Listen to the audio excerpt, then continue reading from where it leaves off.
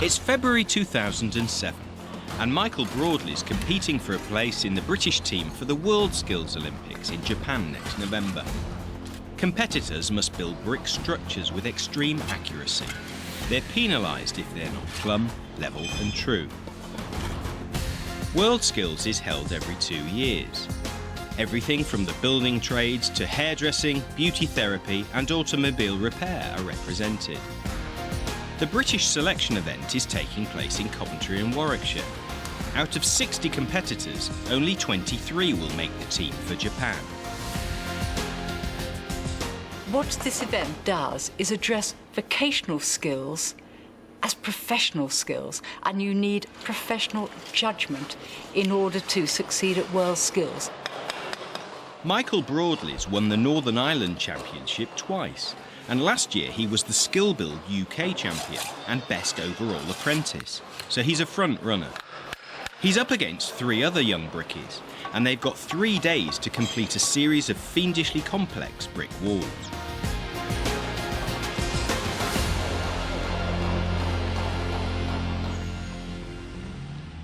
A week before the selection event, and Michael's on his way to work on a building site near his home in Ballymena.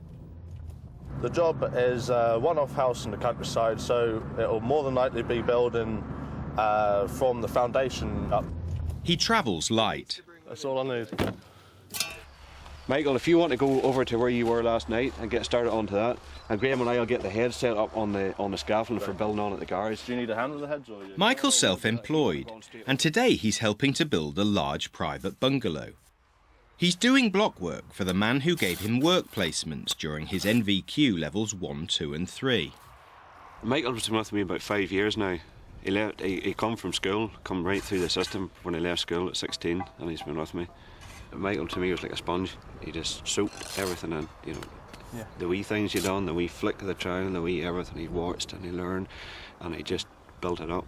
He built it layer upon layer, and he was extremely interested and enthusiastic. Michael's picked up a lot of the tricks of the trade already. Because they're that heavy, you don't really have a lot of strength with really controlling them. Fumbling around like that, then they're having to tap it in, and then that'll push everything else off. But trying to get it in and down, just perfect. A good brickie knows how to lay a decent mortar bed.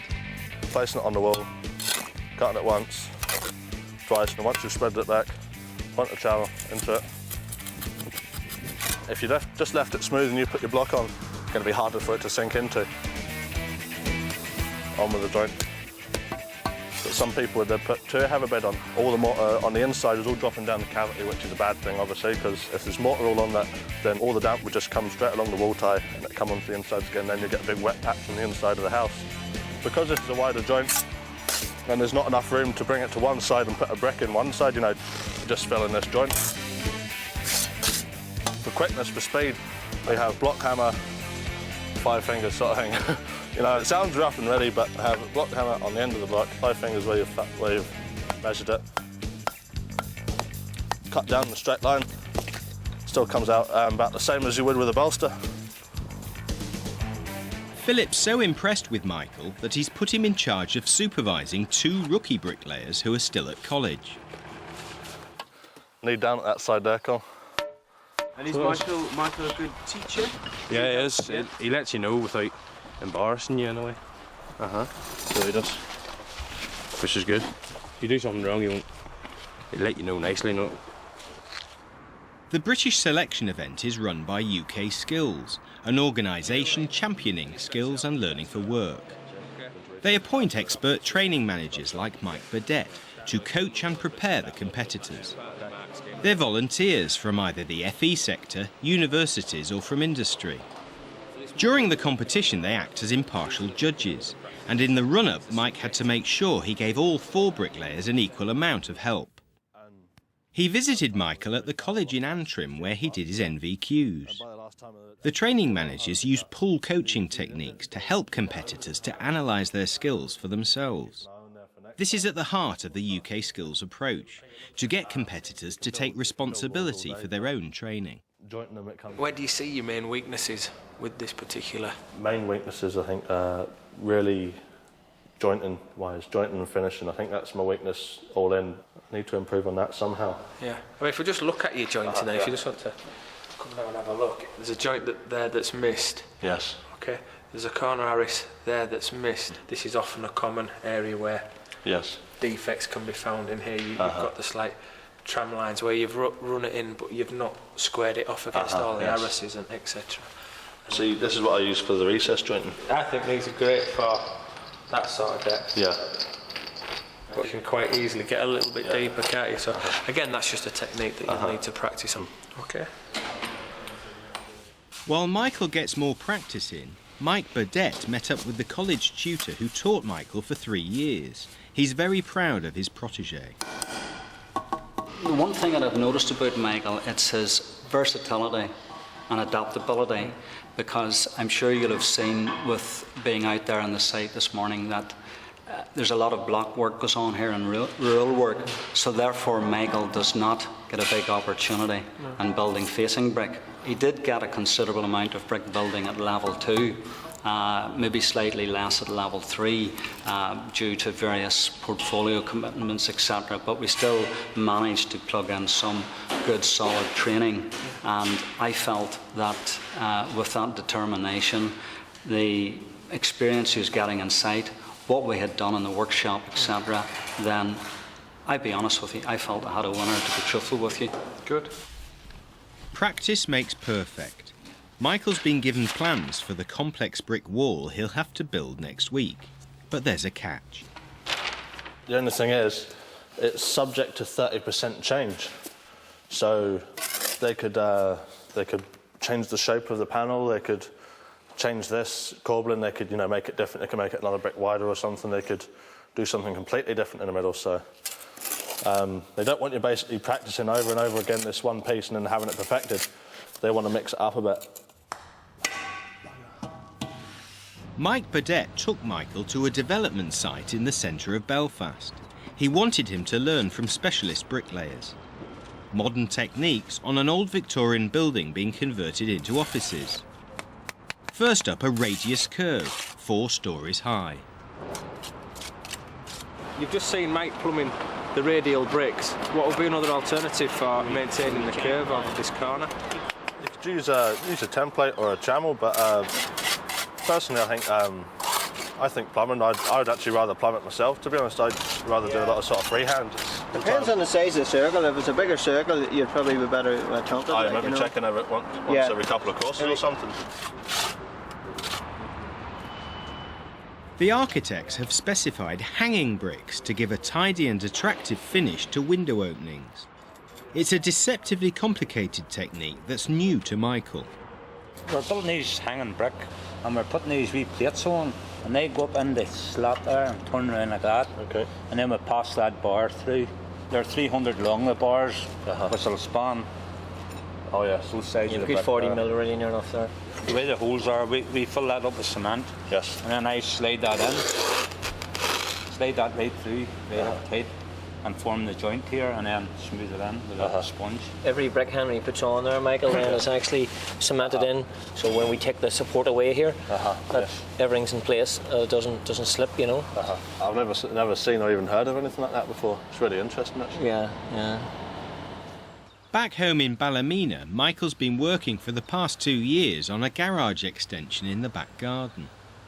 The blockwork tells a story of how rapidly he's improved his skills. It's sort of a work in progress. As I went up, I've got the blockwork went from being rubbish down at the bottom to starting to get a lot tidier up the top. The beds are all tidy and the joints are tidy and stuff, and I'll give you my word that it's built to the plumb. So it's supposed to be 200 mil from this black felt to this corner. But as you go up, as you follow the way up, you can tell that the joints, start to just get ever so bigger as they go up. So you can see it's just laying in slightly, you know. Whenever you get into your training more, you become more fussy, and I could look at one and I could say that's not plumb, that's laying in. And you could put a level up to it and you can see it's like, you can tell that it's 1 or 2 mil off. And when you get that sort of vision to be able to get it as accurate as that, then you're not doing too bad. At the North East Institute in Ballymena, Michael's studying for an HNC in building services. Although he's happy to be bricklaying on site for now, he's got big ambitions for the future. It's not really just about winning competitions. I never set out thinking, oh, I want to do a competition in bricklaying. But just as I've gone on, I realised you never know what's going to happen late in life. So I thought it would be good to have something else I could step onto and further my career. The course gives students a wide range of practical building experience, from CAD design to project work where students use a real-life building scheme as a model for developing their team working. Washhand basins, I need a water feed in there. Freezer, I need stuff in for there as well. The idea is to provide entry routes into specialist and managerial sectors of the industry. Bricklaying itself is very lucrative at the minute. Many bricklayers earning in excess of £1,000 per week, but they can go on to become site managers, which would be a favourite one, and particularly something that contractors look for, people who have already the vocational skills and knowledge of the practical work on site, and then move on to become usually excellent site managers. It could be an engineer. Sometimes people move on to architectural aspects, quantity surveying, health and safety inspectors. There's a wide range of different opportunities that are available. It's day 3 at the World Skills Selection event, and the 4 bricklayers have done some stunning work. All Michael's practice at college looks to be paying off. He looks like the front runner with only an afternoon's work to go.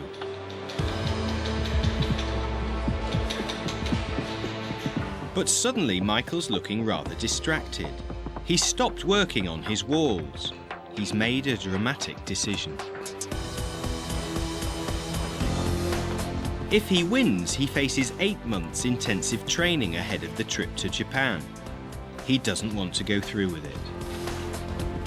I've got other priorities which are more pressing at the moment.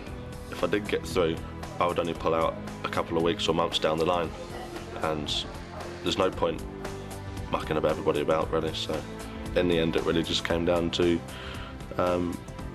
either carry on with the way I'm going with all my career opportunities or go to Japan.